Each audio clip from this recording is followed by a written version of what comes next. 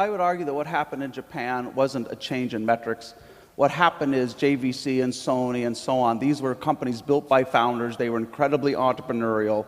They were incredibly successful. They grew bigger, and they were overwhelmed by their own size and their complexity.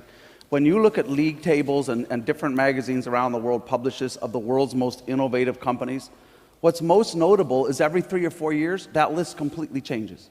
So there's many companies who come with a groundbreaking innovation. They play it out through its life cycle, Sony with a transistor radio, with a VCR, and so on, and they play that out through its life cycle, but they never develop an internal capacity to repeat that.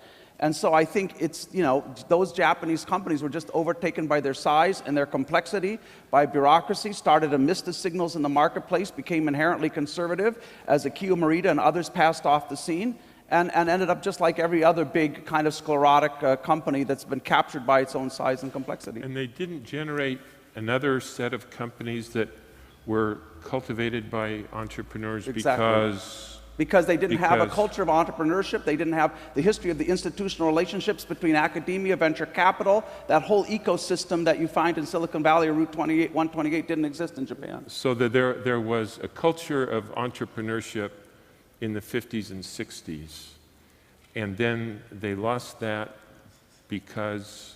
That didn't get institutionalized. And it was a very small number of companies that succeeded very much against the odds. And it's a reason that in Japan, there were only 2 industries in which they were ever globally competitive, electronics and automobiles. But it's always happened.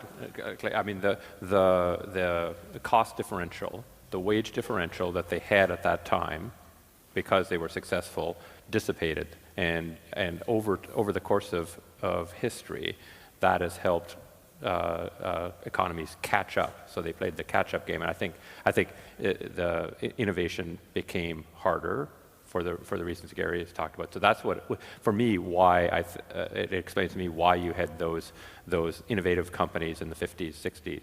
They had a huge advantage, and you see that with Korea following right on the heels of it. And the question is, what next for Korea now that the wage gap is dissipating?